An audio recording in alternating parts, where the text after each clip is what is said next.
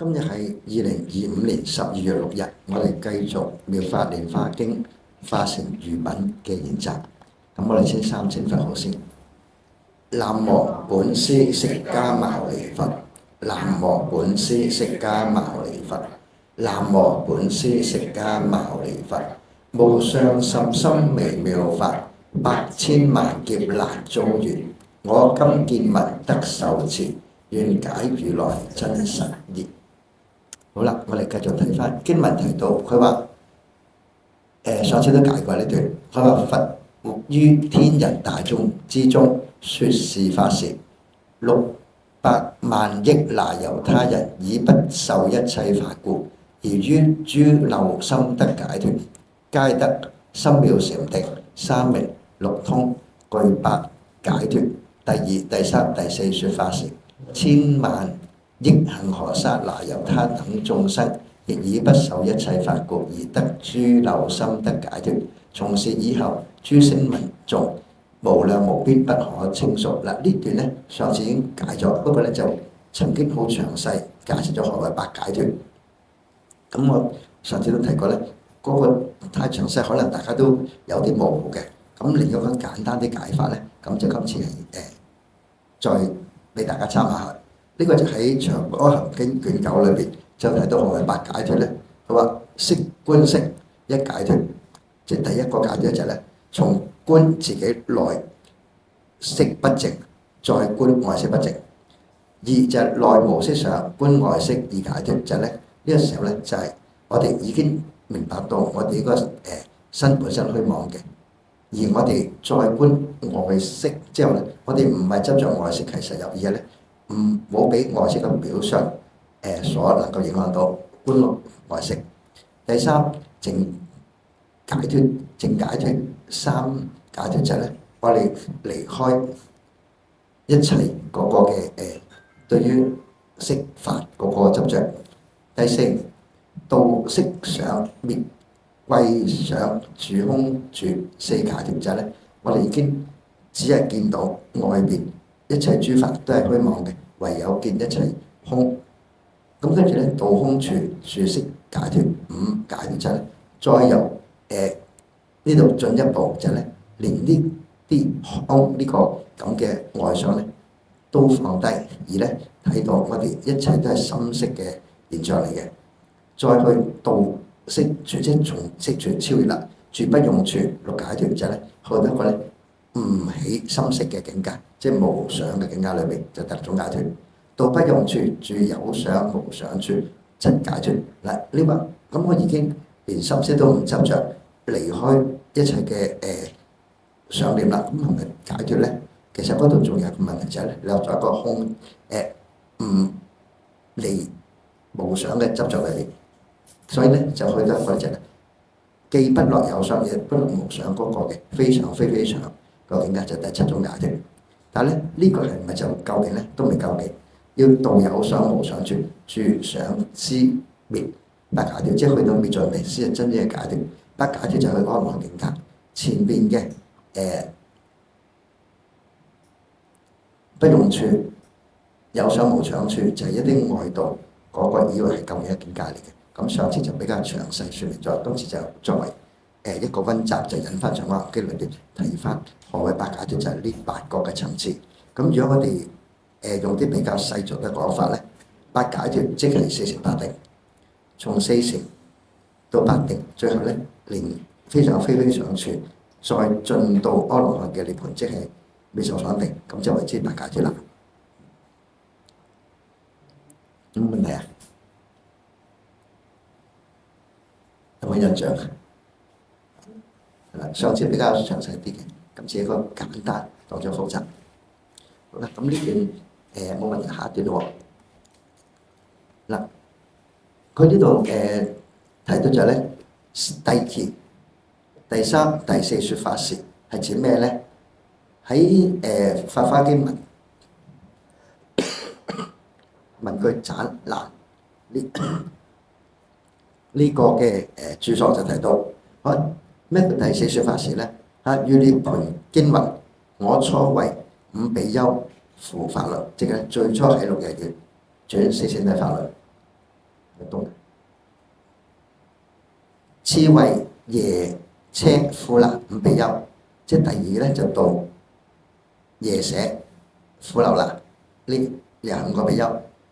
次為沃其長者50人，次為頻婆娑羅王無量人，次為優樓頻羅迦葉500人，次為迦耶迦葉等500人，即係呢個就包括優樓頻羅迦葉嗰個第二弟同三弟啦。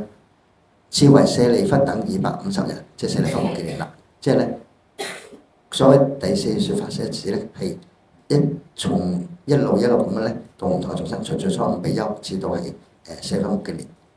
咁佢話比佛2、3、4與金佛小童。嗱，呢度個分別就係咧，第一、第二、第三、第四説法寫唔係指釋迦牟尼佛。如果繼續講咧，因為係分好幾次啦。咁啊，從五比丘到耶舍庫勒，到沃其長者，到頻婆娑羅王，到優樓頻羅迦葉、那提迦葉，到舍利弗冇記念。而當時咧，呢尊佛咧，佢就只係分4次嚟到度啲眾生，所以都係一個次第咁樣嚟到説法，即係分幾次度唔同嘅人啦。不過咧，佢就經過幾次説法咧，就有好多人都能夠得到嗰個體會。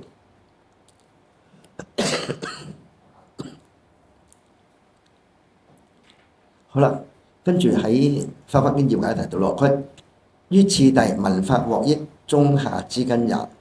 利根一聞千五，中下多聞少五，故至第三、第四時，乃獲益也。從是以後，非一直說，又有少根獲益，其數不計。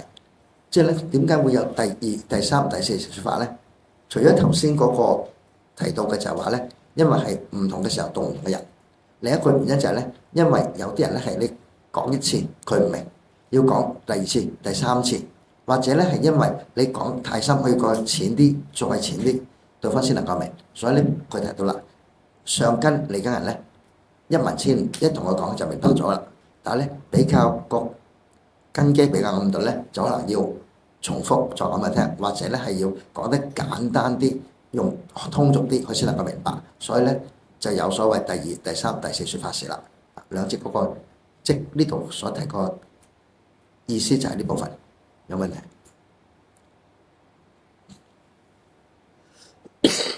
唔使望人嘅，有問題係問得嘅，冇問題都問得嘅。OK，再睇落去啦。嗱，跟住提到，於是16王子皆以童子出家而為沙彌。嗱，當時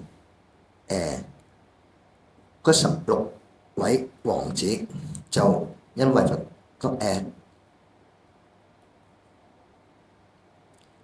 知道佛陀已經成佛之後咧，佢哋就出家修行啦，所以成為沙彌。諸根通利，智慧明了，呢10位王子都係上根利器嘅人，所以咧就學得好快。點解啊？因為佢已曾供養百千萬億諸佛，淨修梵行，求阿耨多羅三藐三菩提。即係佢已經做咗幾樣嘢啦。第一，修福，曾經供養好多嘅佛，百千萬億佛。第二，修禪定，修梵行，持戒所以淨修梵行，梵行通常持戒啦。另外咧，求智慧，求無上正等正覺。即係咧，佢係有修福、有修慧、有持戒、有修慧，所以佢因為因地嘅努力，令到今生佢哋咧可以聞佛法嘅時候咧，就能夠好容易能夠掌握得到。俱白佛言，即係呢16王子都同佛陀講啦。嗱，叫做唔係釋迦牟尼佛，就係指久遠極寶尊佛。世尊，是諸無量千萬億大德聲聞，皆已成就。世尊亦當為我等説阿耨多羅三藐三菩提法。因為佢哋啱啱出家啊嘛，咁就已經有好多嘅菩薩或者阿羅漢已經係修行有所證啦。咁佢哋亦都希望能夠知道修行嘅方法。我等聞已，皆共修學，即係我哋唔係聽就算嘅，我哋咧會依教奉行。世尊我等自願如來之見，心心所念，佛自正知。亦都話啦，咁我哋求咩呢？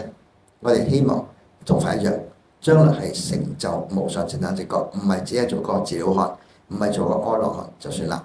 咁呢一點呢，佢哋亦都好有信心同佛陀講就係咧，以佛陀嗰個嘅嗰個太心通咧，知道我哋嗰個心念係咁，亦都以佛嗰個宿命通咧，知道我哋嗰生亦都係好努力修行緊㗎啦。所以佛自正知，唔係我哋把口講，而係佛陀知道佢確實內心係想一個大成嘅種子，係希望能夠成就無上佛道，唔係做一個自了漢，唔係做個聲聞阿羅漢就算㗎啦。於是轉輪聖王所掌眾中8萬億人，見16王子出家，亦求出家，王即慶許。嗱，當時除咗轉輪聖王嘅16王子跟隨佛陀出家咧，乃至8萬億跟隨轉輪聖王嚟參與呢次法會嘅人咧，全部都發心出家。咁咧，當時個轉輪聖王咧，即係國王咧，亦都同意啦，讓佢哋全部出家修行啦。啊，呢個就即係敘述緊當時個事件啫。咁係隔離呢邊嗱，呢邊就長行嚟嘅啦，嗰邊偈頌嚟嘅。偈頌提到佢話是16王子出家作沙彌，即係前面所講啦，佢哋16王子皆以從子皆以沙彌啦，皆共稱彼佛演說大乘法，所以佢哋求嘅咧唔係出離生死嘅小乘嘅阿羅漢嘅法，而係咧希望能夠成就無上正等正覺嘅菩薩法、成佛之法。我等及認同，皆當成佛道，願得如世尊慧眼第一情。所以我哋都應該能夠成就佛道，亦都希望咧能夠如佛陀一樣，能夠證到無上正等正覺。嗱，所以兩個意思係相同嘅，係嘛？嗱，當然啦，如果你睇翻經文咧，呢兩係分開嘅，本來係長行完晒先至開始説偈頌，咁因為咧方便對照，就將偈頌嘅呢部分對應翻長嘅部分。唔需要重複講一次，亦都係睇到兩者之間咧嗰個意思係唔同表達方法啫，都係講緊就係呢轉輪聖王嘅16王子，因為佛陀成佛啦，於是佢哋就發心出家。咁咧，佢哋發心出家唔係追求自了，而係希望咧如佛一樣成就無上正等正覺。就呢段個主要睇到呢方面啦。有冇問題啊？好，問一個。於是彼佛受沙彌稱，該二萬結義，乃於四眾之中說是大乘經，名妙法蓮花教菩薩法，佛所護念。咁咧，雖然16沙彌請佛轉法輪，但係咧佛陀冇即時説法，而係咧經過2萬劫先至説法。嗱，當然其實2萬劫嘅時間長唔長咧？長唔長啊？2萬劫？可以好長，可以好短，因為你睇翻當時佛嘅壽命好長啊，唔同我哋咁樣似100歲幾十歲命嘅，所以對於嚟講咧，其實2萬劫可能係一個即每日好似咧遙不可及嘅時間嚟嘅，但係總之就即係都唔係即時説，係經過一段時間。我哋有時睇翻《觀無量壽經》都會提到9品眾生往生西方淨土，蓮花開嘅時間都唔同嘅，有啲即時開，有啲好快開，有啲好耐，經好多劫先開。啊，嗰啲唔會話因為咁樣咧就令到嗰人覺得哎呀太耐啦，我唔想慢慢去等待啦，我放棄啦咁。嗰段時間佢都係讓佢能夠正常用嘅時間嚟嘅。咁呢度就提到啦，而家佛陀就説咗呢部妙法蓮花教菩薩法，佛所護念，就係其實呢個係全部妙法蓮花個名嚟嘅。説是經已16沙彌為阿耨多羅三藐三菩提故，皆共受持諷誦通利。於是咧，佢哋亦都係將呢部經嗰個義理咧就記憶諷誦嚟到咧圓盡通達啦。説是經時16菩薩沙彌皆悉信受，而且咧佢哋咧係對經嘅內容咧係有實際嗰個嘅正信心，亦都能夠係依教奉行。喺呢度睇到你見多咗兩個字，前面係16沙彌，為阿耨多羅三藐三菩提故，皆共受持奉造通理。即係咧，當佢哋初學嘅時候，仲未算係菩薩三昧，但後來學咗呢部經之後咧，佢哋已經發咗菩提心啦，所以就變咗菩薩三昧啦。聲聞眾中亦有信解，唔知佢哋亦都有啲其他聲聞弟子咧，都發呢個心啦。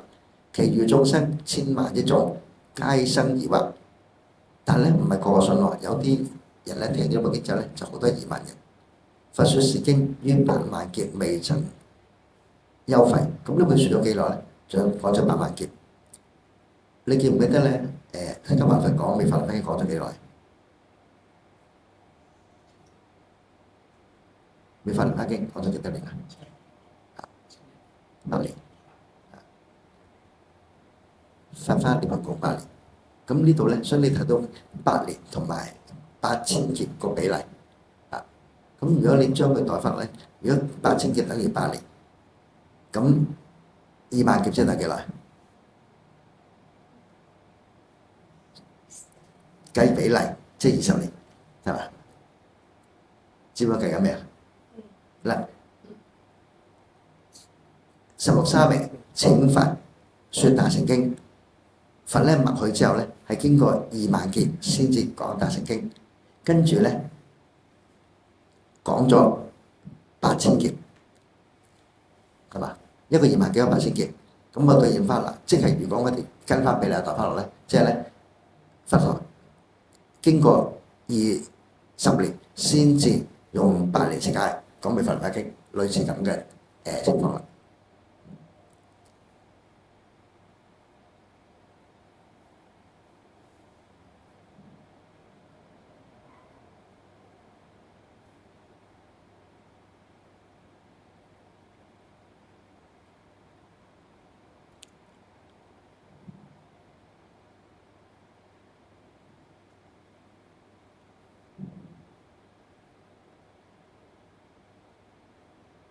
好啦，如果你睇翻長學，繼續咧提到佛之童子心，宿世之所行，就係前面所提過嘅。前面係咪佢哋提過佢話咧，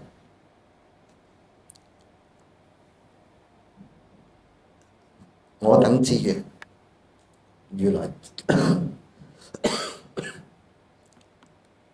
我等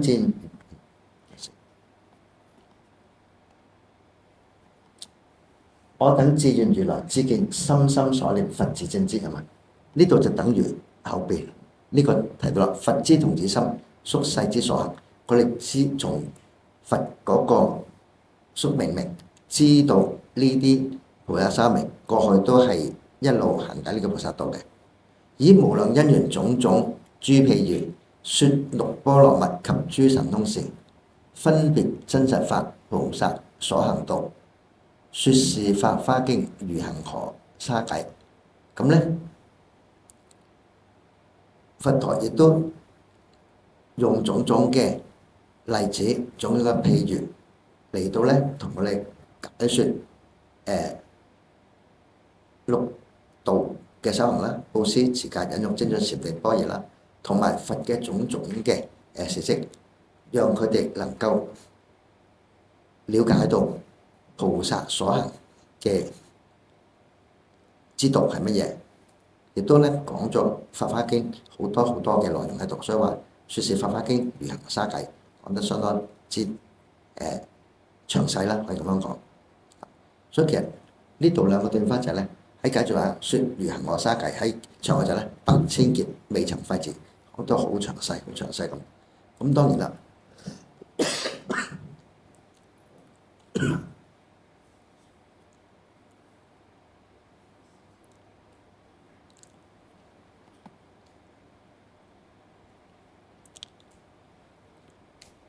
如果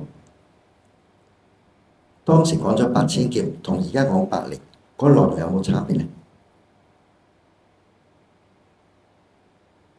會唔會有差別咧？會有差別，但係咧係事例方面會詳細咗，但個中心都係一佛乘嘅道理。即係我哋等於大家知道《華嚴經》有3個版本嘅，有冇聽過？話説以前龍樹菩薩佢初學佛，佢自己係一個好上緊力氣嘅一個人啦，所以佢學佛法學得好快就精通晒。甚至佢有個起咗個驕慢心，佢話原來佛法就只係得呢啲內容，不如咧我自己開咗律派啦，我自己去宣揚一啲更加透徹嘅道理。咁當時咧，龍王知道咧，就將佢帶咗龍宮嗰度，俾佢睇下其實佛所說嘅經典。裏邊我就睇到《華嚴經》有下品、中品、上品嘅《華嚴經》。咁佢當時睇咗就發覺，哇！原來佛法係個個道理浩然煙海嘅，唔係佢一個凡夫所能夠超越啦。咁於是當時佢就喺龍宮裏邊記低咗下本嘅《華嚴經》。點解啊？因為佢發覺中本上法嘅咧內容太浩瀚啦，佢即使將佢從龍宮打出嚟咧，我哋凡夫一般人係根本冇辦法去研究去了解，因為太大部啦。咁所以即係咧就最簡單嗰部翻上嚟人間。咁結果《華嚴經》有幾長？80卷，就係一流通嘅80卷華嚴。咁所以我哋會睇到咧，其實佛説法有長有略，但中心思想一致嘅。咁同樣地，如果當時係講《妙法蓮華經》講咗8000劫嘅話咧，一定係講咗好多嘅更加仔細嘅內容。只係個中心思想都係一佛成嘅道理，我哋明白到咧2成3成其實嗰啲方便出嚟。嗱，我哋《妙法蓮華經》有7個譬喻，如果8000劫咧，應該唔止7個譬喻，可能700個、7000個譬喻都唔定，都係讓大眾能夠就此了解原來所謂聲聞、所謂緣覺都係假立，唯有一乘法無二無三，都係要大家知道兩樣嘢啫。同埋咧，眾生皆當作佛嘅道理，唔會有啲眾生係唔能成佛嘅。呢啲都係《法華經》嗰個中心思想所有。呢個無論長短咧，都係講相同嘅嘢。咁當然你話係唔係教會會其實長啲講多啲，短啲講少啲咧？我舉另一個例子啦。大家知道《心經》幾多個字啊？260個字。大般若經咧，600卷，600卷啦，大般若啊，比《華嚴經》仲長好多，長起碼7倍半啊！咁好啦，咁你話成個大般若經講嘅內容，從《心經》嘅內容宗旨同唔同啊？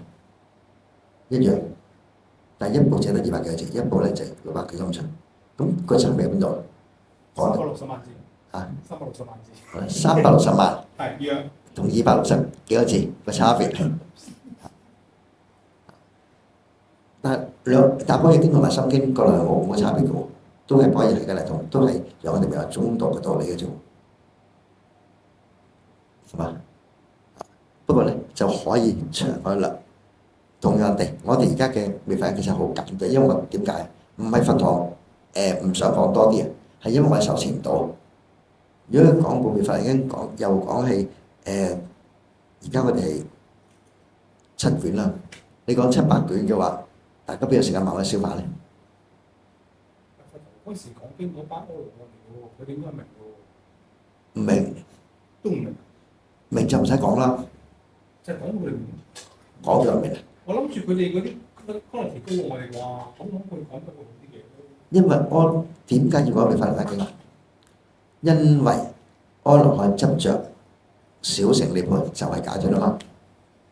佢哋覺得已經係去到無學位，唔需要再進修大乘法啊嘛，咁所以佛講乜咧？其實你嗰個只係化成嚟嘅，嗰個只係暫時讓你安心嘅啫，你一定要向前走嘅。呢個阿羅漢唔了解噶嘛，所以如果冇咗妙法蓮華經咧，好多人就選擇進入阿羅漢嘅算啦，做一個小乘進入無餘涅槃就算，以為就得到解脫啦。咁但係講咩？唔係嘅，未解脫嘅。因為點解？阿羅漢仲有咩啊？唔係阿羅漢仲有啲乜嘢未解脫啊？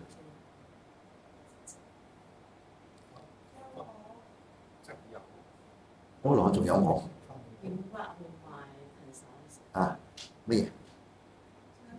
錢仲有錢聽唔到啊？啊？放心，阿羅漢邊度脫法？有一個脫法就冇阿羅漢咯。乜見法？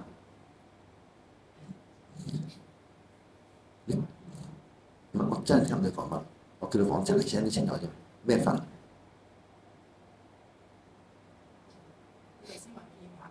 見惑，安樂冇見惑噶啦。安樂係斷咗見思惑噶啦嘛。但安樂係唔係菩薩嚟嘅？所以唔係見惑，唔係思惑。安樂已經斷咗見思惑噶啦。未斷嘅思惑咧，就係呢個初果、二果、三果。初果斷見惑，跟住咧慢慢斷思惑，斷盡思惑咧就淨安樂果啊嘛。化你娑婆世界，仲有嗱，因為咧，第一，阿羅漢雖然冇我執，但佢仲執着呢個世界實有，所以咧，阿羅漢仲有所畏懼嘅，畏懼咩？唔敢翻嚟娑婆，唔敢翻嚟嗰六道嗰度。佢擔心翻到嚟又有流轉生死，又有三苦八苦，佢唔知道世界虛妄嘅。咁佢咧亦都仲有疾病，仲有啲業，佢未完全處理嘅。因為阿羅漢只係佢證到個人無我，能夠斷咗見惑、消惑煩惱，唔好再做啫。過去嘅業佢未清嘅，所以佢如果佢一翻嚟娑婆世界，一翻嚟個三道六道，佢藉住個業力繼續流轉生死。不過阿羅漢要選擇唔翻嚟。所以可能唔翻，因為佢驚，佢知道翻嚟又要流轉生死，佢唔翻嚟呢下念頭裏邊。咁當然佢唔翻嚟得唔得？可以嘅，因為佢唔係業力令到佢念頭唔好話佢業力盡又要翻返嚟但係如果佢唔發心翻嚟娑婆世界，第一佢唔能夠證到呢個娑婆世界虛妄性；第二佢唔能夠消去嗰啲過去嘅消業，所以一定要發願會入娑婆。嚟到度眾生，經過三大神奇業，將佢過嘅業都清除淨盡啦，亦都能夠體會到呢個三界六道嘅虛妄性啦。之後佢點啊？佢仲驚唔驚呢個世界啊？唔驚噶啦嘛！佛陀驚唔驚翻嚟個六道世界？唔驚噶嘛！阿羅係驚噶嘛！所以兩啲其實兩個唔同層次嚟嘅。如果佢永遠住喺涅槃以為咁就搞掂嗰人，其實佢係自己呃自己。當然佢可能翻嚟，嗱安樂係可能翻嚟嘅，因為安樂如果冇個願，佢唔需要翻嚟三界六道。但佢始終第一就係咧，佢啲業未消；第二咧，佢有所佢唔敢翻嚟接觸呢個世界，因為仲有煩惱，仲有雜味，仲有業喺度。煩惱冇㗎啦，因為佢見惑說法斷咗㗎啦。要搞清楚，可能斷咗見惑，斷咗思惑啫，唔係佢事業消晒。去到成佛咧就消晒啦。嗰時候解釋過，佛陀善俾我哋，佛陀最後生嚟到度眾生，即係嚟自個萬法都有受到災難噶嘛。佛陀所睇要知阿羅漢多唔多？更多啦。但係佢唔會再有成嘅業，因為佢哋已經係唔會再有見思惑令佢以煩惱去做新嘅業，咁而未消，加翻出兩嘢。好啦，有冇問題點啊？所以兩個唔同嘅界嚟嘅。所以頭先提到啦，咁啊阿羅漢已經知道菩薩法，阿羅漢唔知菩薩法，佢亦都唔敢去接觸菩薩法，乃至佛陀講《妙法蓮華經》嘅時候，5000退座就係呢一啲唔敢去接觸大乘法嘅阿羅漢。佢哋話我已經究竟啦，我已經解決生死啦，你唔好再揾啲其他事情嚟影響我心。所以話係咪魔變佛嚟到努力我嘅心思咧？故意説一啲法，讓我哋話我哋未究竟咧咁，所以佢哋唔聽噶嘛，5000退席咯。我一開始嗰時就係因為佢哋仲有呢個業喺度，仲有習氣喺度，所以如果佢哋一翻嚟咧，佢哋驚住要佢哋翻返嚟個生死流轉嗰度，佢唔想翻，咁樣就離開唔聽妙法蓮華經。知唔知發生咩事？唔知序品講嘅，因為喺序品就提到咧，初佛陀從無量劫沙彌出定，一個方面咁就準當時佢就咧，呢仲有支援未可以開始呢個大懲罰，咁咧就經過多次懲罰台開始罰都唔講，最後咧5000人推薦之後咧，罰到就係始終再冇資源啦，我就可以開始呢個免罰法嘅啦。咁就嚟到15000人咧，佢配成個業力因緣，令佢暫時未可以聽大懲罰。反正講佢起誹謗啊，誹謗未法嚟經有咩問題？如果我哋誹謗呢邊有咩問題？冇問題啊？點查法？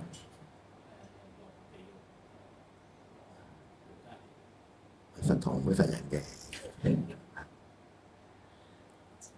因為我哋有講過所未聞經不生誹謗，點解？因為你未聽過經，你唔知真偽。如果嗰個確實假嘅，你批評佢當然冇問題啦，係咪？但係嗰個經係真嘅，不過因為你嘅層次未到，你個理解能力未到，你以為假嘅，呢叫人話呢部經有問題，叫大家唔好收學，唔好流通。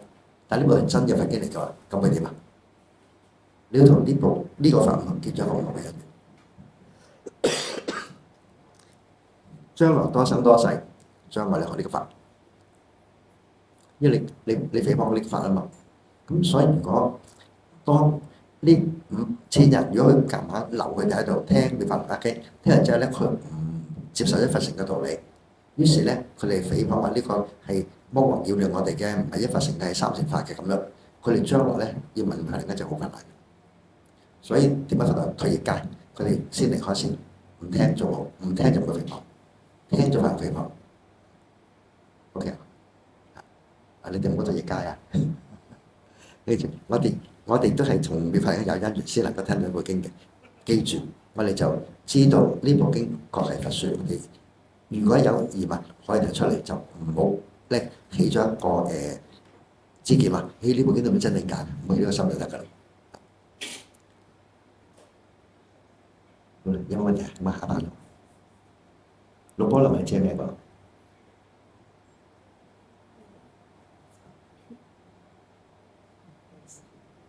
知道。哦，問下同學，邊個同學知啊？六波羅蜜邊度嚟嘅？係啊，六波羅蜜。係啦，呢個冇嘢。冇人講。呢個係菩薩修行嘅10個階次裏邊前6個嚟嘅。最初係修布施，跟住修持戒，跟住修忍辱，跟住修禪定，跟住修精進，跟住修禪定，跟住修般若智慧。佢嘅後面仲有一個方便、願力、慧，總共10個階位，就係《華嚴經》講十地菩薩就分別修呢10個階位嘅。何謂布施咧？點解布施啊？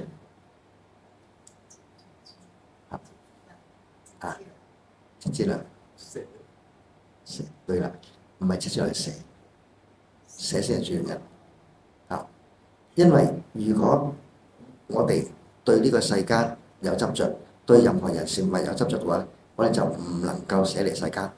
所以你要能夠對任何東西都做乜斷捨離啊嘛，一個能夠捨，你先唔被執着。好啦，你對任何嘢都唔執着嘅時候，你就可以做第2步啦。你就邊啲係會令到你係結一啲緣，令到你咧留住生死嘅，令到你出唔到三界嘅，你就唔結啲緣啦。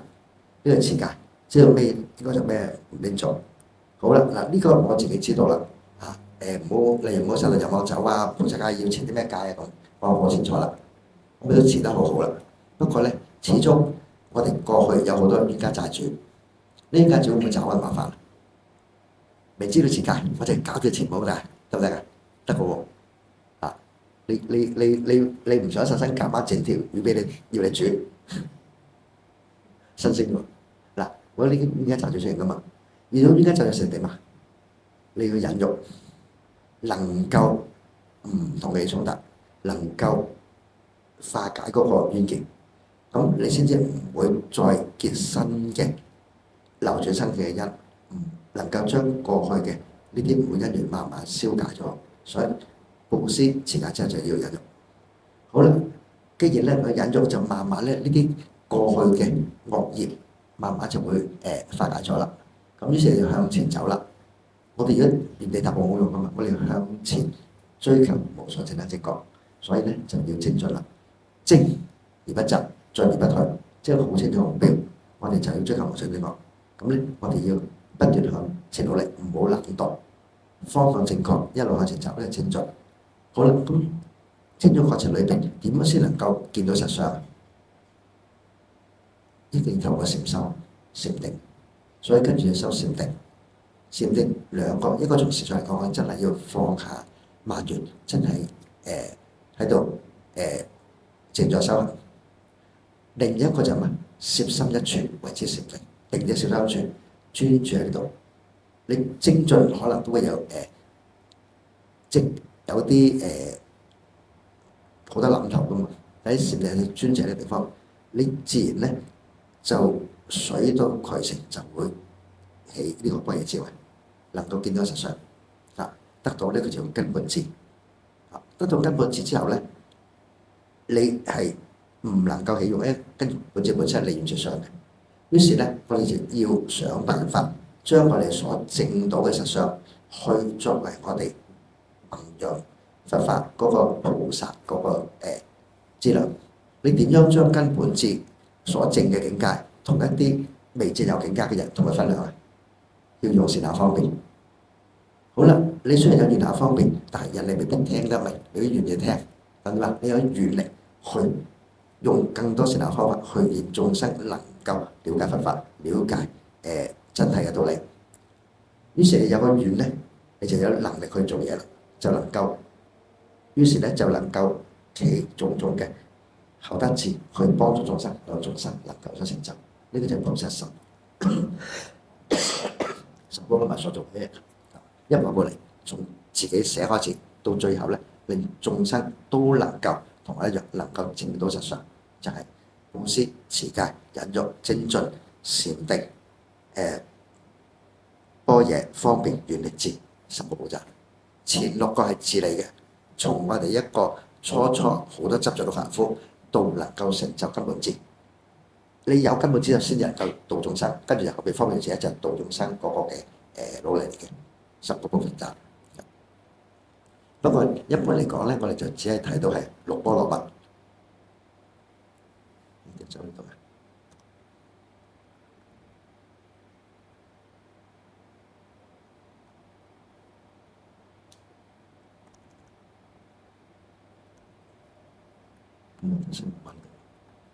一般咧就講六波羅蜜就指前邊我哋持理嗰方面，你點樣能夠證到無上正覺，就只係去到布施、持戒、忍辱、精進、禪定、般若6個部分啫。冇講到後邊，當你證到實相之後，點樣度眾生，就後邊嗰4個般若嚟。唔係後邊嗰4個波羅蜜。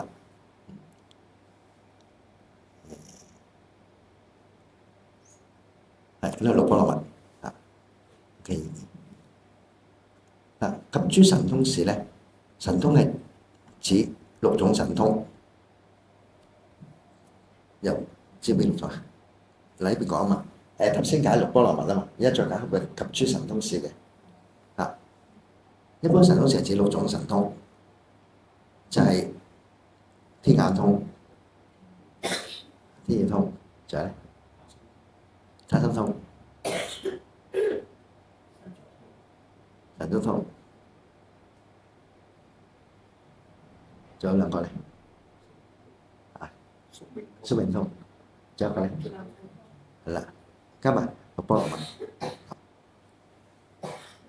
咁呢啲都係咧從禪定能夠引發嘅一啲嘅能力嚟嘅。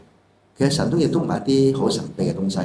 嗱，當然神通要注意兩樣，第一，我哋唔好追求，你一追求就執着，一執着從前邊啱啱相反啦。記唔記得聽講六波羅蜜第一步做咩？捨，放低任何執着。當你追求呢啲事上境界，追求天眼通啊，追求啲神通嘅時候，你係執，兩者背道而馳，咁你咧就唔能夠證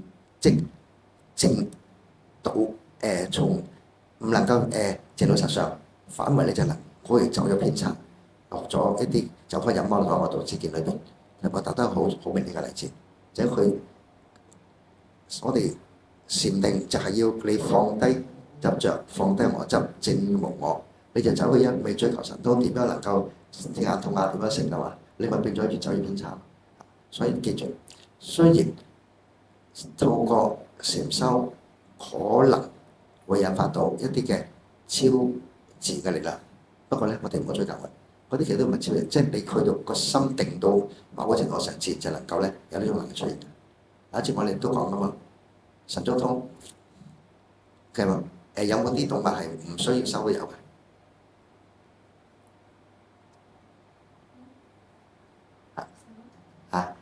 有冇啲生物唔需要修自然有神足通嘅？咩啊？有㗎，嗱，雀仔咪得咯。飛過去走一行，好啦。天耳通咧，唔講動物啦，有啲咩工具？而家大家都有啦，人手一部，呢個咪天耳通咯。而家做埋天眼通添嘛，以前淨係天耳通天眼啦，係咪？有視像電話啦，所以其實有啲唔係咁神嘅東西，不過咧，因為以前我哋唔懂得個方法，就亦都唔會自產呢種力量出現。但係好似而家好多功課裏邊，你可以睇到天眼通啦、天耳通啦，你睇佢雀仔咁啦，識飛邊都得啦，係咪？我哋唔得噶嘛，我哋咁當然啦，你話宿命通呢個就比較神秘少少，邊啲人得咧？懂得催眠嘅，就可以用一個催眠術幫你知道翻嚟嗰一生。都唔遠嘅，最呢個仲係好初步嘅。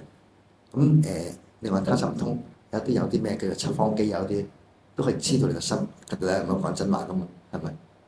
所以其實好多人唔係咁神秘嘅，不過因為我哋唔懂得方法，有好奇心，變咗執着咗就要要追求神通就有即就有力量啦。我冇神通就可能咧即冇修行成就啦。咁記住千祈唔好咁樣，神通係一種副產品，你喺生活中自然得到，你又唔係嘅貪執嘅話咧，咁係好事。如果你刻意追求，或者你一有啲咁嘅力量嘅時候，你起咗執着咧，你就會止步於前，停咗嗰度。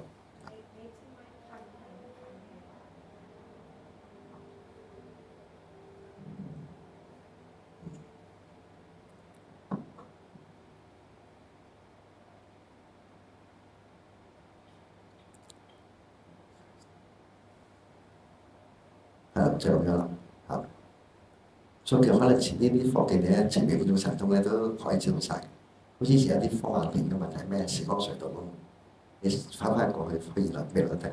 我而家都係咩天文咩啲蟲洞啊，咁走嚟走得。不過嗰啲係比較暫時都係科幻階段，不過理論上係做得到。咁最問題就係咧，呢啲，但係點解你話？既然我頭先話我哋唔係執著神通，咁有啲會話説諸神通時咧，講啲咩？唔係教你點樣得神通，而係講俾你聽佛陀佢種種嘅利益眾生嘅種種嘅殊勝嘅。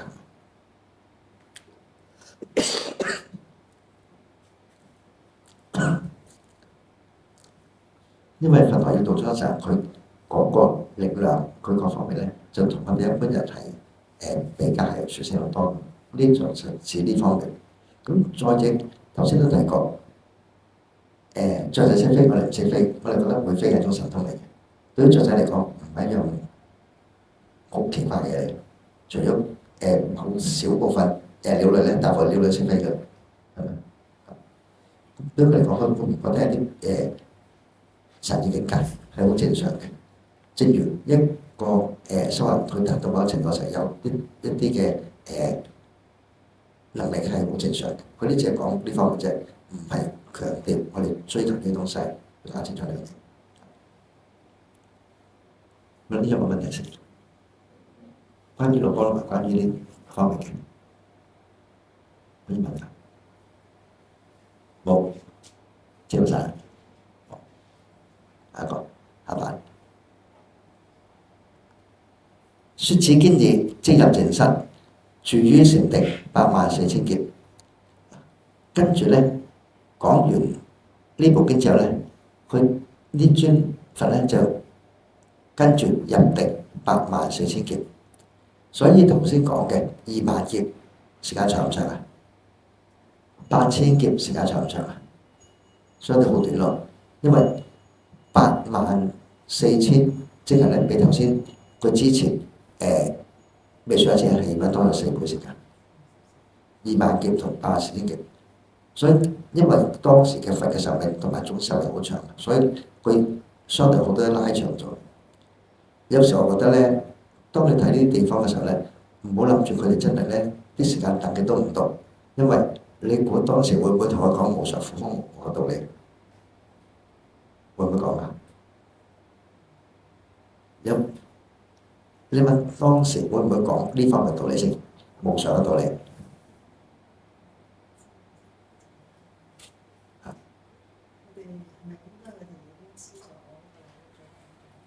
點會知啊？成咗佛就知。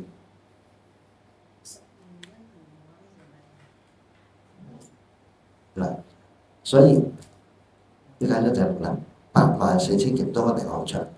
對佢哋嚟講咧，其實唔係好長嘅時間嚟嘅。我要強調翻呢個，即係頭先我講，我入20000劫先至講完《法華經》，唔係幾好長時間。佢講用8次嘅講嘅咧，反而唔好長時間。你可以想像一下就係咧，我哋有個曲上咧，既浮遊於天地，咩意思啊？既浮遊於天地，有冇聽到錯啊？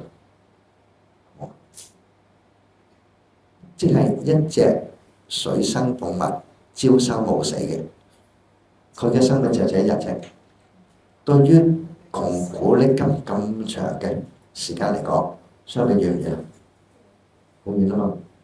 嗱，所以我將呢個朝生暮死嘅動物同我哋人比較，佢一日就係一生。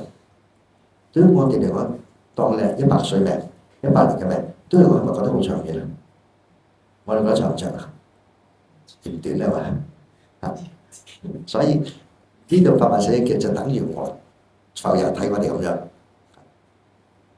乃至我哋睇翻天人都係，天人嘅壽命好長，好似四天王天，佢一日係我哋50年，咁你天人係我哋100年，但係佢哋會唔會覺得佢等嘅都唔到啊？唔會噶嘛。不過你覺得睇我啲成日覺得好快嘅，睇我哋朝生暮死啦，佢2日我哋已經唔使2日啦，我哋30年一代啊嘛，3日一世，佢一日已經我哋轉咗1世半人。我哋講3年嘛，即係一代同一代之間大概佢哋3年到。好啦，咁你話啦，説此經已，即入靜室，住於禪定84000劫。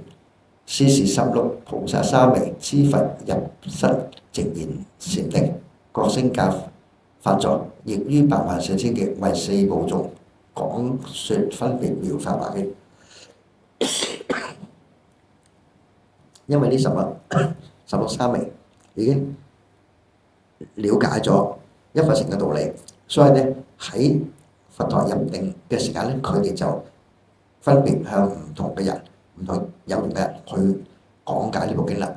佛陀入定幾耐，去講解幾耐，都係84000劫，為4部眾去講解。4部眾邊4部啊？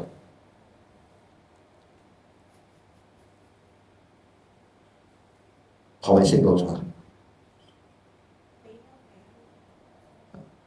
仲有咧，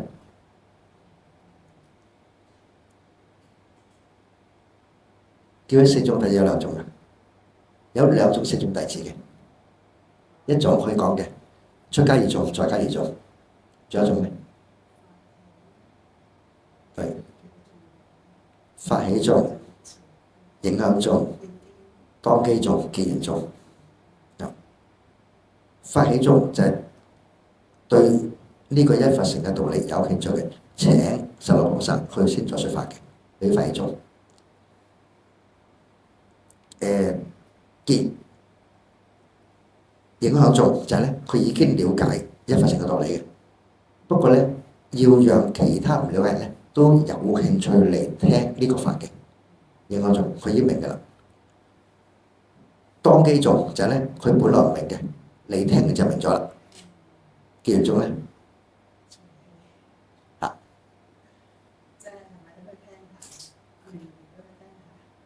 係唔明嘅嗱。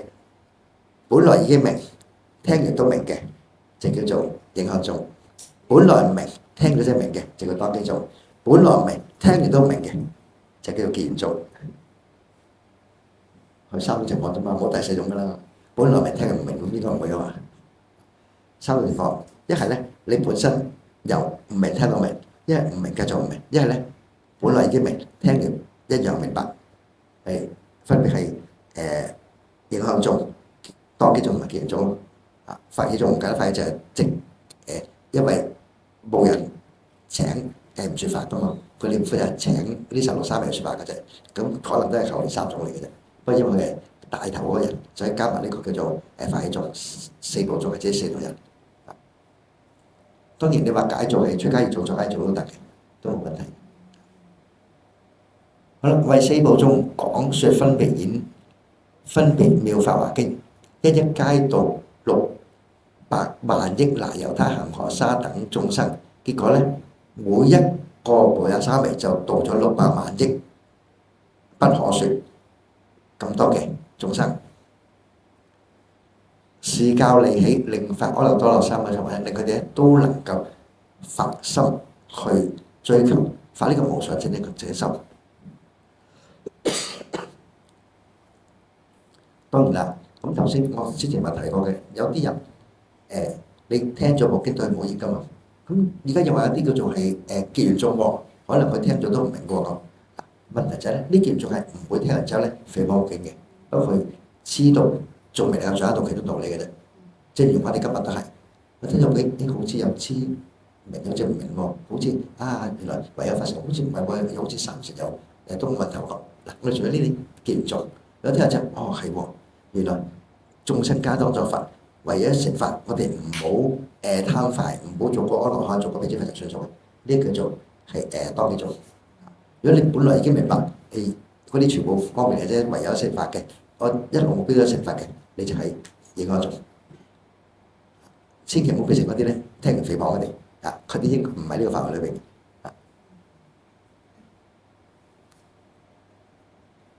OK 啊，好啦偈頌就話啦，是諸沙彌等知佛禪未出，即係前面講啦，因為個尊佛係入咗禪定啊嘛，咁禪定之中未出定啦，為無量億眾説佛無上位，即係説呢個妙法蓮華經。無量億咧，即係前面所講嘅600萬億，各個坐法座説是大乘經，佢哋唔係一齊講，係分別喺唔同嘅地方講。於佛現寂後宣揚助發法，就係因為咧，當佛陀現寂唔係入面啦，即係咧喺禪定之中嘅時候咧，幫助讓更多人能夠了解嗰啲神明嘅法。一一沙彌等所度諸眾生，有600萬億恒河沙等眾生，數量一樣啦。前面講600萬億那由他恒河沙，呢度講600萬億恒河沙，有冇分別啊兩個？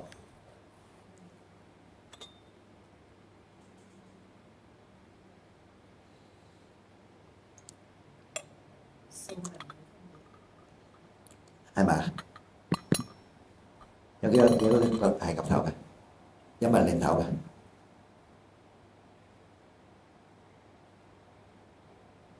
長行同偈頌度嘅人數有冇分別？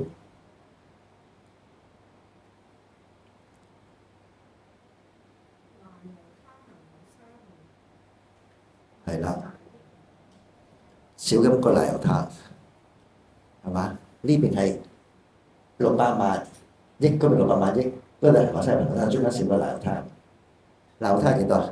不可説啊嘛。之後咧，600萬億恒河沙再成不可説咁多眾生，嗰啲只係600萬億恒河沙啫。咁兩個數目係咪唔同啊？好似唔同，因為一個係多咗個不可説咁多，但係因為咧恒河沙本身已經不可説啦，你即等於無限大成無限大，都係無限大。OK 啊？即係你當恒河沙無限大，那由他都無限大。你將600萬億成無限大，成無限大，同600億成無限大，都係無限大。即係多到都顯示唔到，所以都冇。係啊，即係多到你數咁多啊。所以兩個雖然長行同解脫之間咧少咗個難他，但係其實都表示咧無量咁多眾生。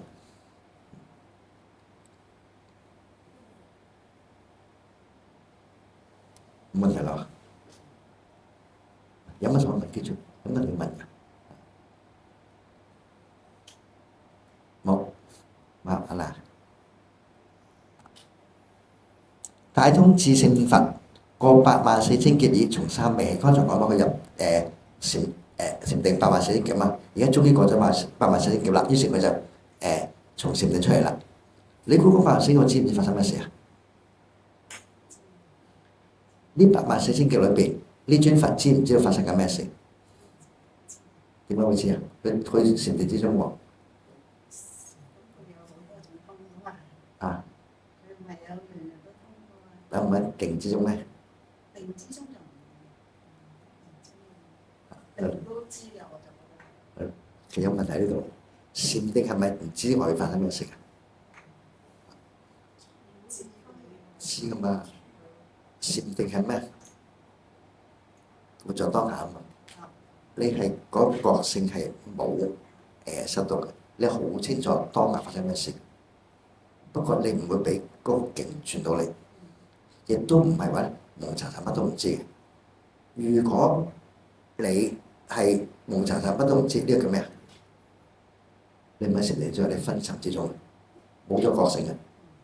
如果你俾個境轉咗咧，你掉佢之中嘅，你唔係個覺性之中。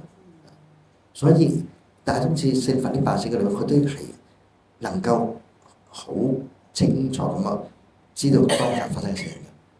只不過咧唔會因為咁樣動心啊，所以佢係知道呢三昧做緊乜嘅。所以咧跟住啦，大通智勝佛從三昧起啦，往至法座安詳而坐，禱告大。於是佢就翻去嗰個説法嘅地方啦，就同大家講啦喎，話是16三昧菩薩啊，是16菩薩三昧甚為稀有，即係讚歎呢16個三昧啦。諸根通利，智慧明了，已曾供養無量千萬億數諸佛。咁樣讚咧，話呢16個三昧有咩點樣稀有法？第一，諸根通利；第二，智慧明了；第三，已曾供養無量千萬億數諸佛。之後咧，佢第一，佢就係咧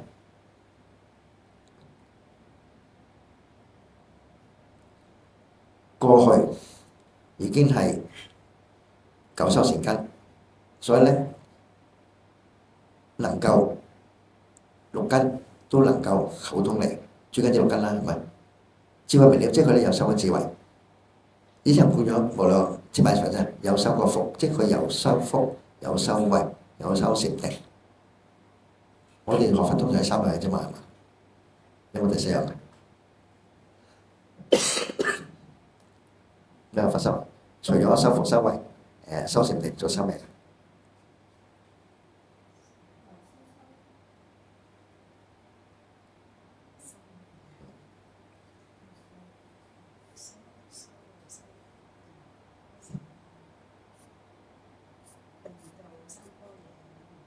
佢哋3樣啫嘛，文思修全部做修智慧啫嘛，係咪？我哋講話福慧雙修，咩定慧雙修啊嘛。你諸根通利咪定咯，智慧明了咪定慧咯。咁你供養諸佛同埋智慧明了咪福慧咯，係咪？於諸佛所常修梵行，受持佛智。常修梵行即係咧持戒清淨，受持佛智即係咧唔單止戒，亦都依教修行去修呢個嘅對於佛法道理去將佢實踐出嚟，亦都所以修智慧啦。開示眾生領入其中，唔單止自己學，亦都咧教其他嘅人去修行。汝等皆當所親近而供養之，所以鼓勵大家供養呢16個三昧。咁即係咧，大通智勝佛咧係好讚歎呢16個三昧啦。所以者何？若聲聞辟支佛及諸菩薩能所持16菩薩所說經法，受持不違者，是人皆當得阿耨多羅三藐三菩提如來之慧。就係咧，佢即係佛陀印證咗呢16個三昧所說嘅法咧，係冇問題嘅，係正確嘅，能夠依呢個法嘅時候咧，係能夠成就無上正呢個能夠成法。不過有個條件係咧，受持不違。剛才解釋咗何謂違啊？如果你誹謗呢個法，咪違咯。你能夠聽咗去跟住做，唔係誹謗嘅，咁呢個受持不違。嗱，記住不違唔等於唔可以有疑問。你可以有疑問，但係你可以問翻呢受沙彌到底佢個有疑問嘅地方喺邊度，將佢搞翻通達，呢個冇問題嘅。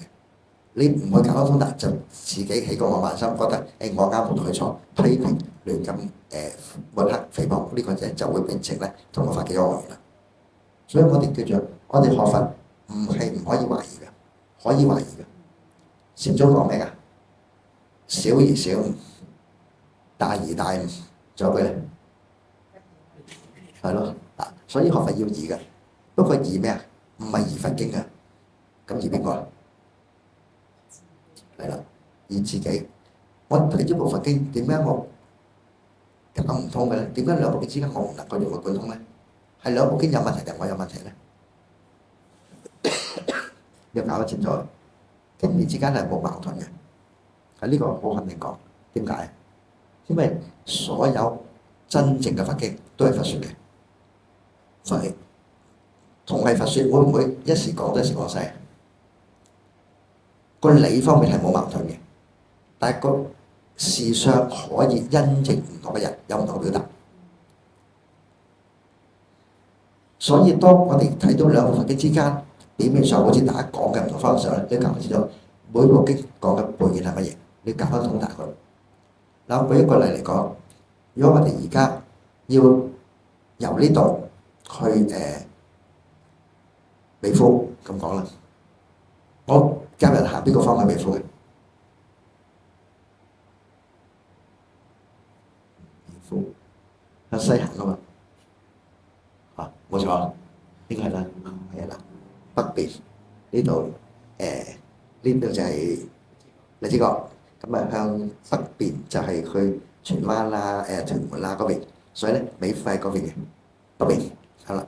但係如果我喺葵涌咧，隔美孚咧，啊，你話咩西邊？西邊而家咧有葵涌嘅美孚，東邊係啦，上有北北東南西。咁但係大家伙啦，喂！你頭先叫人向北行，而家叫人向南行，喂都行向南定向北啊？你唔同位置講啊嘛，等於佛經你針對唔同嘅人，佢嘅根基性慾不同，所以佢講嘅咧表達就有唔同啦。但係個目標都讓佢能夠明白因果，能夠出嚟生死輪迴，能夠見翻個實相，能夠證到無上正覺，係嘛？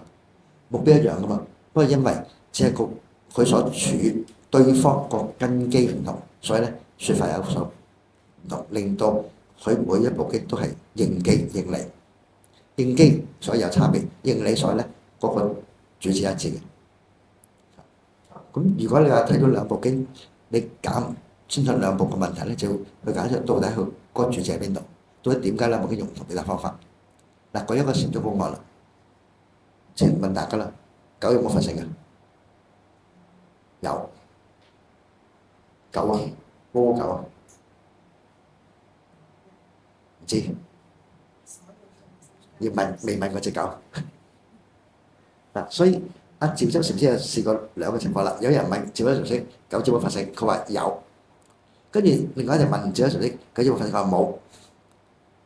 一時有時冇，到底有冇啊？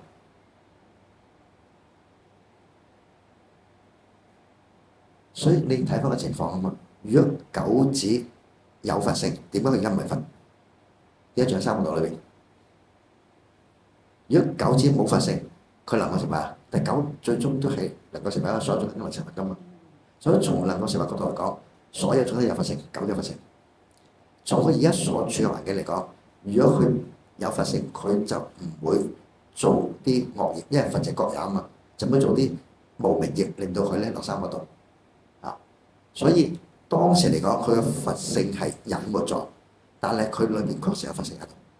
你從個相嚟講，佢佛性係隱沒嘅，從一睇嚟講，佢本身有發成嘅。等於一粒蒙塵嘅寶珠，一粒摩尼寶珠，摩尼寶珠能發光啊！但如果一粒俾塵土封長，摩尼寶珠冇光噶嘛，因為俾塵土遮住啊嘛。咁咧呢粒點解將唔發光嘅？因為你係蒙塵之中，但係佢本身係有發光能力嘅，你只清除一層就得啦。所以同我上嚟講，呢粒珠唔發光嘅。從我睇嚟講，呢粒珠係可以發光嘅，咁嘅。所以你睇入邊個角度睇呢件事，有時禪宗比較多呢啲咁嘅例子，就係針對對方嗰個根性嗰個機遇，佢嗰個性格同埋佢個取向，根基上嚟到用唔同嘅方法嚟到讓佢能夠有種體悟。咁所以記住咧，我哋聽經就要。如果有疑問，要自己搞清楚，唔係講明可以嘅，我哋絕對可以嘅，不過要搞清楚，但係就唔好起咗誹謗心，要受持不為，咁你先唔會同一法結惡緣。OK 啊？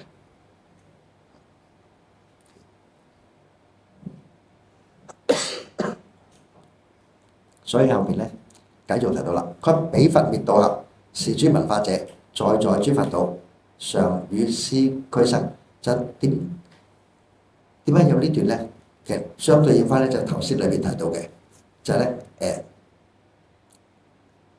是16菩薩三昧，已曾供養無量千萬億數諸佛，就係咧即係呢兩段唔係好對應啦。但係就咁樣，我哋其實好多時我哋已經係過去生已經多生多世，係已經同佛一路結緊緣，乃至咧一路追隨學習住嘅。但係呢兩段唔係咁對應嘅，就係咁講。同前面咧直情一對一係有少分別嘅。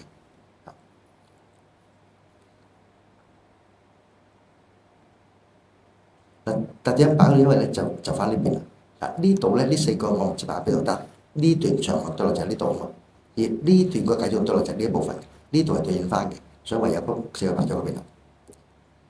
好啦，跟住大通智勝佛就同佢哋講啦：佛告諸沙彌，唔係佛告諸比丘，是16菩薩常樂說是妙法蓮華經，一一菩薩所化600萬億那由他恒河沙等眾生，世世所生與菩薩俱。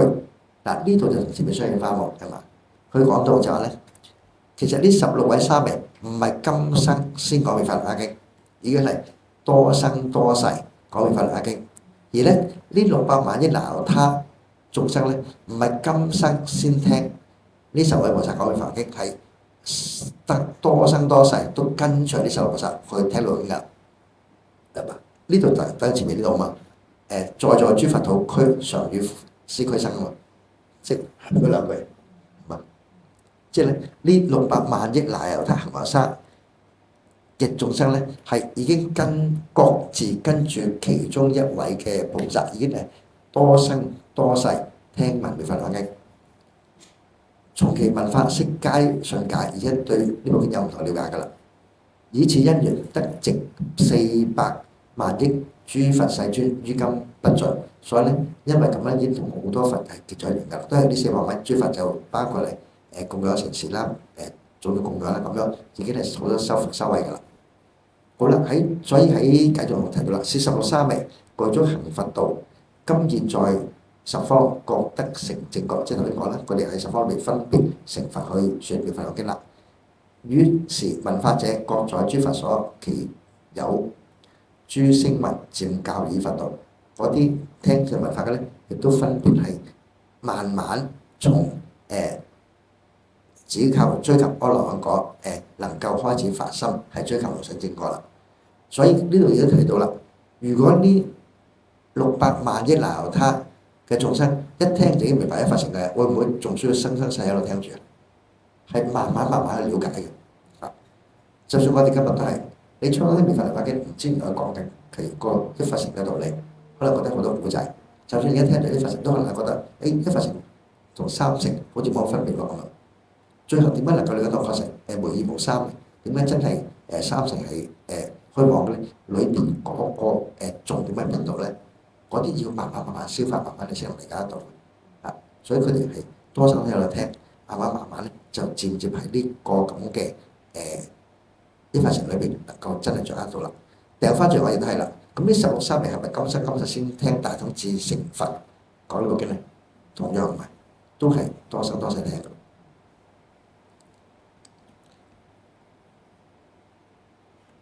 好啦，諸比丘，我今與彼佛弟子16沙彌，今皆得阿耨多羅三藐三菩提，於十方國土現在說法，有無量百千萬億菩薩聲聞以為眷屬。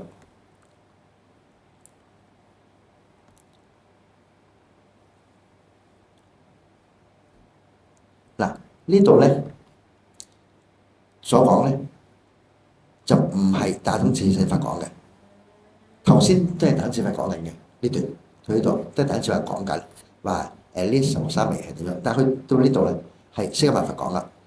諸比丘，我而家講俾大家聽，呢當這16沙彌咧，而家已經成就無上正等正覺，阿耨多羅三藐三菩提或者無上正等正覺嘛？知個？知唔知㗎？點解？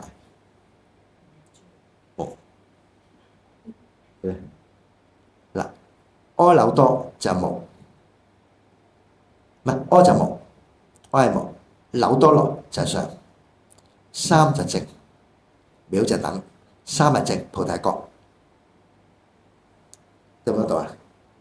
阿耨多羅三藐三菩提，加埋就無上正覺，呢個音譯。呢嘢就係無上正覺，所以有時我聽到無上正覺就等於阿耨多羅三藐三菩提。咁仲有咧，何謂無上正覺咧？就要再分啦。係咪有啲係唔係無上正覺咧？有正等正覺，邊啲人啊？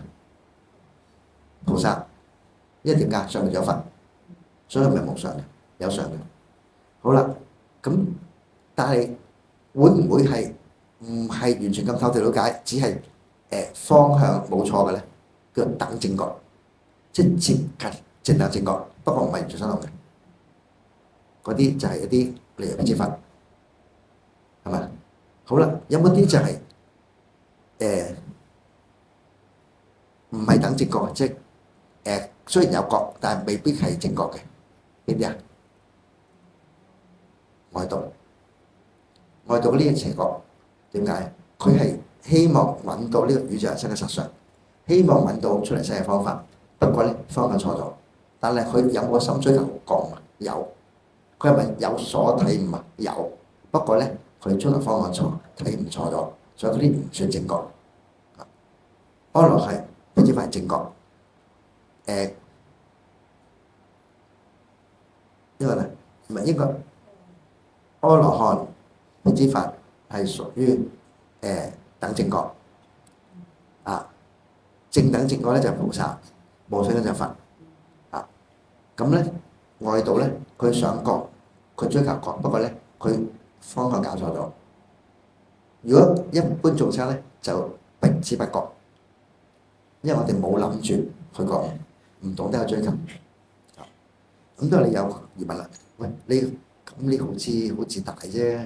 你話佛教就正等正覺懷疑，其他就外道就邪覺。嗱，我哋睇翻，因為佢哋第一，佢哋能唔能夠出嚟生死輪迴咧？唔得，最多教你收到天上邊，再高佢哋飛上上天，都係福盡，電力消失，都係六道輪迴，即係未騰就係解得到。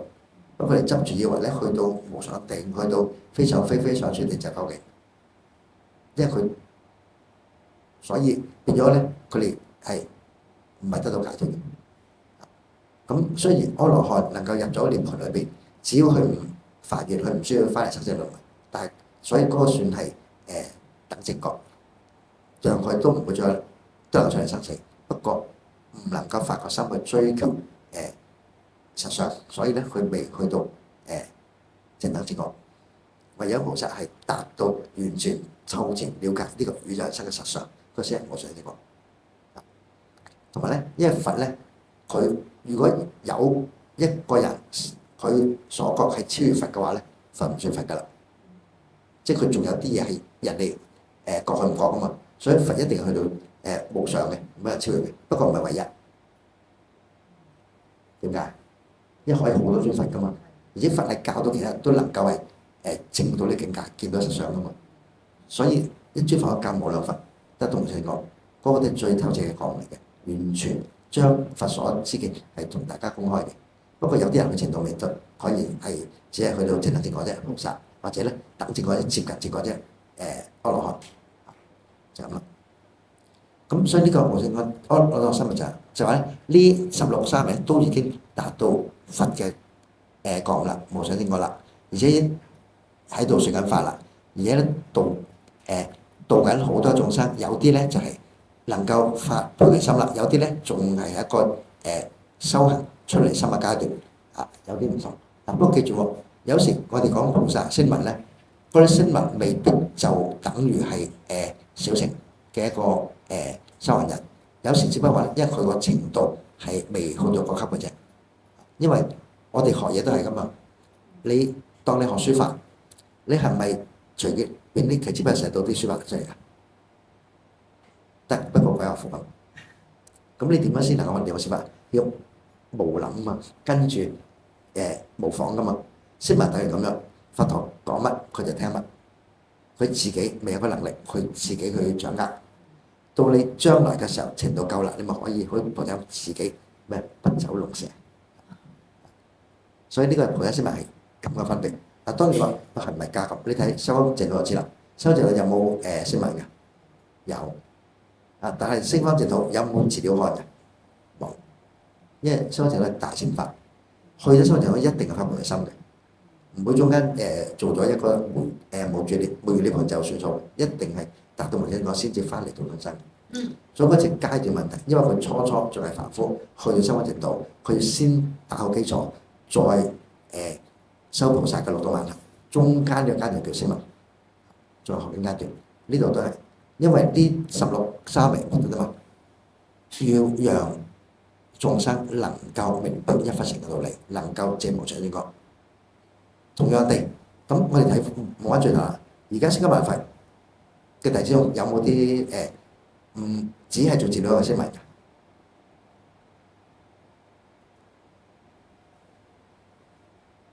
好難答呢個，從妙法嚟翻，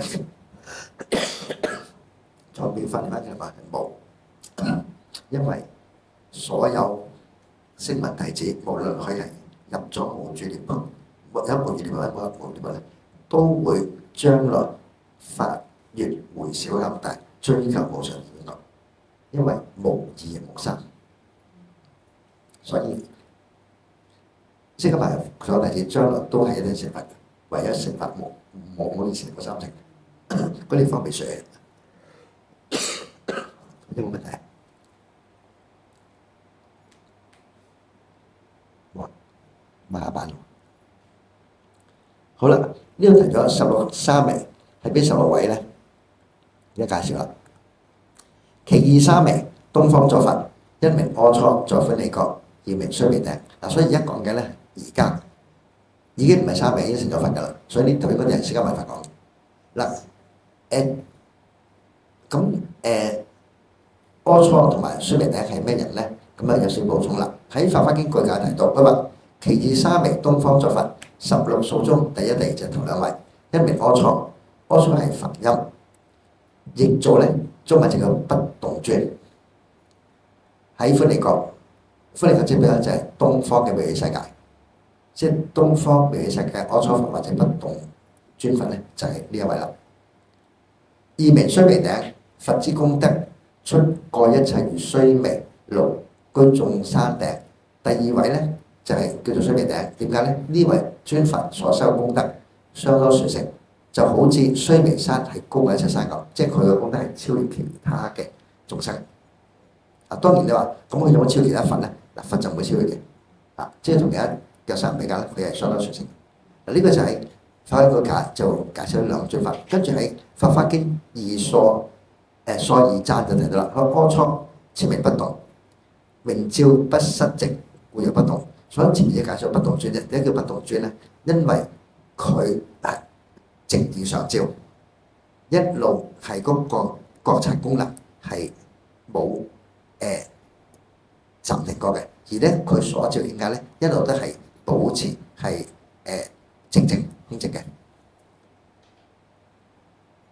須彌頂咧，而氣有之上，故以頂為名。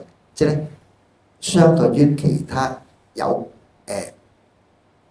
其他超越嘅東西啊，佢本身係最高嘅，所以而家頂你要稱呼即係須彌頂。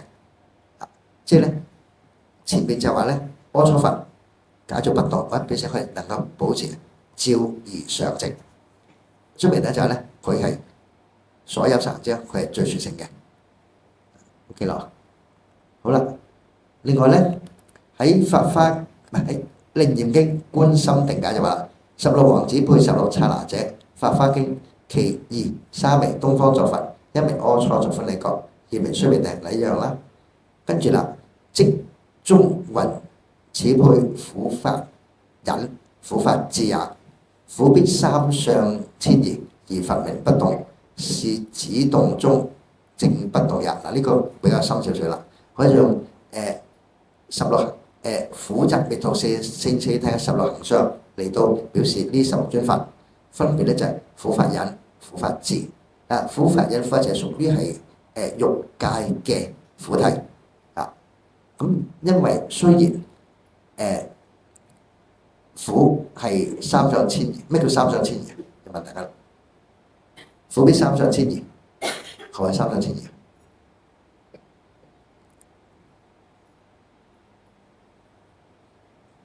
苦得三種，我講三苦八苦噶嘛，相信咪三苦咯。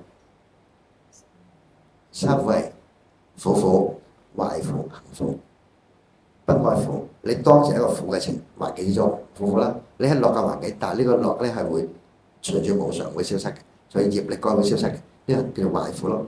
你喺不苦不樂之間嗰種狀態咧，都會隨住時間遷咧，都會跌落去壞苦或者苦苦裏邊嘅。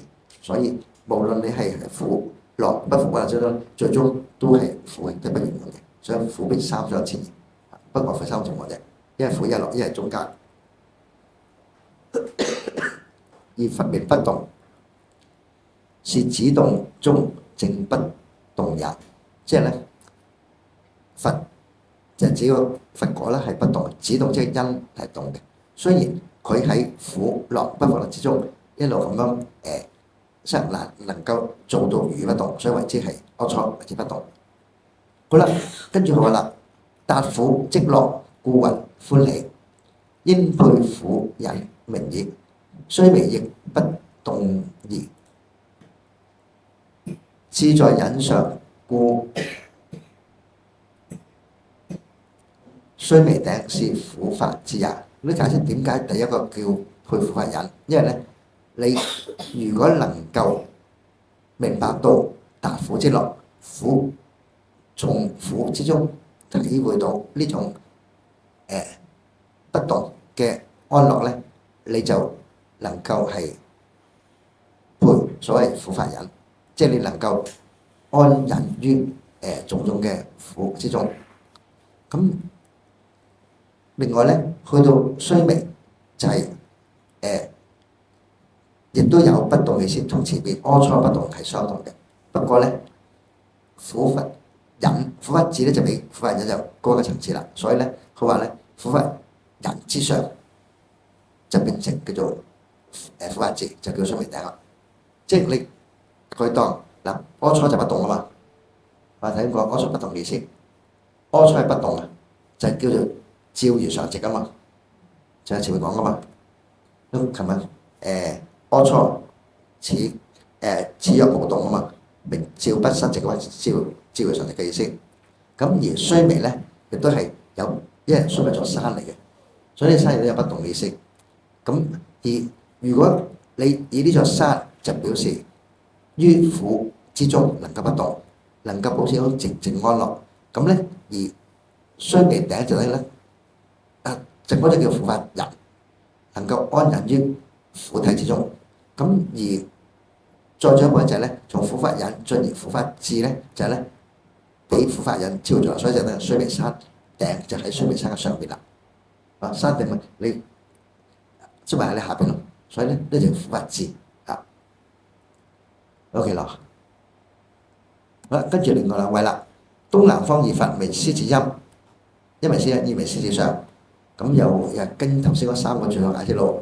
喺法華經句解就話啦，東南方二佛，一名獅子音，點解啊？世尊威猛，龍鬼音誦，如獅子哮，百獸皆畏。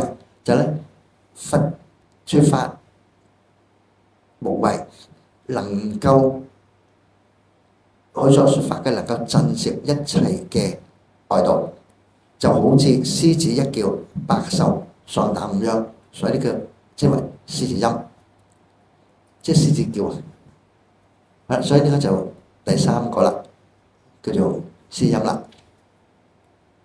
二名獅子相，進子威儀如獅子相，就係話咧嗱，前面就講個音聲啦，佢説法嗰、震懾力啦，後邊就講咧佢嗰個威儀就如獅子一樣咧，係咁威武，令到咧人哋遠遠見到咧都能夠説服嘅。所以呢個時候使乜叫啊？即係佢唔使叫下，所以已經人哋咧都有種威儀喺度噶啦。事實上，好啦，喺《法華經疏二讚》就啦，獅子音者，化有降伏眾邪之說，即係佢能夠化除同埋降伏種種嘅不正見，眾邪之說啊嘛，不正見嗰啲未不了義嘅一啲情之邪見，自行有無畏之心。頭先化眾生就能夠降伏邪見，而自己修行咧亦都唔會產生一種嘅畏懼，驚我有冇個方向錯咗咧，會唔會有問題咧？咁就固有獅音，即係佢係已經係好清楚自己嗰個修行嗰個成就係正確嘅，冇問題嘅，而且能夠降服其他嗰啲不正見嘅，其他不正見咧，佢一坐面前咧都會俾佢破斥到嘅。獅子相者，好有無畏之容，故有獅子相，就係咁講啦。即係你一出嚟就咧，唔會有其他嘅動物會令到獅子畏懼嘅，所以佢就知好有無畏之容，獅子相，反為其他動物畏懼佢啦。好啦，唔講啦喎。喺《楞嚴經》觀心定解就啦，經云東南二方二法，一名獅音，二名獅子相咧，就配翻法集法忍法集法智啦。記唔記得頭先係苦法忍苦法智啊嘛，係嘛？而家就去苦集滅道裏邊嘅集諦啦，就係咧集法忍同埋集法智。集就係煩惱，知唔知啊？知唔知集係煩惱嚟嘅？知啊？唔知嗱，因為何謂苦集滅道四聖諦咧？就係咧，我哋要第一明白呢個世界係三苦八苦嘅，係唔圓滿嘅。點解呢個世間係有三苦八苦啊？因為都係業力因果在。點好啦？個果係苦，個因從何來？煩惱。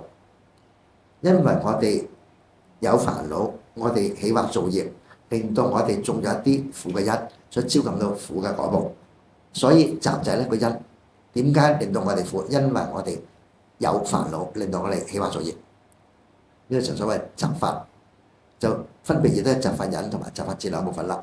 集法忍我哋係能夠於集法之中能夠安忍，第二咧就從中嘅能夠有對應呢啲生起呢個對應呢啲集法煩惱嘅智慧。好啦，所以話集係煩惱，聞獅子音，五住煩惱皆裂，故屬集忍。就係咧聽到佛法嘅音聲，大家就能夠唔好落咗去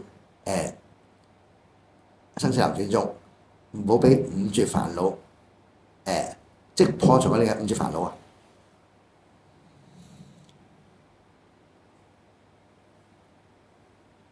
五住煩惱係咩啊？就係分別我哋欲界嘅煩惱、色界嘅煩惱、無色嘅煩惱、無明煩惱同埋見嘅煩惱，為之五住煩惱。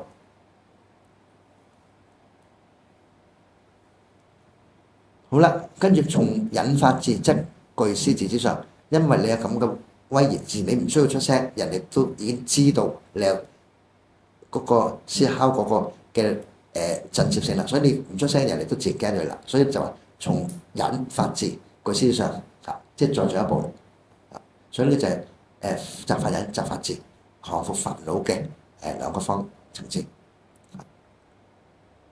有冇明白？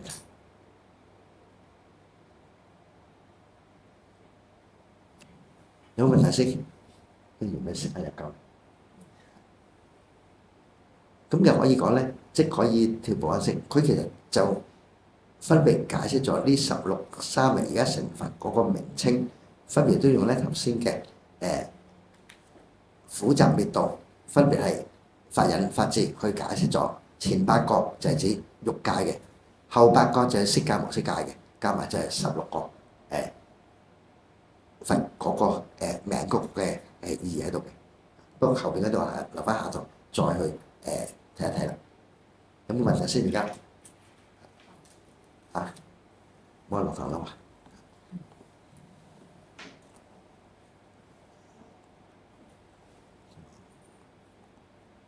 好啦，願以此功德莊嚴佛淨土，上報4重恩，下濟3途苦。若有見聞者，悉發菩提心，盡此一無身同生極樂。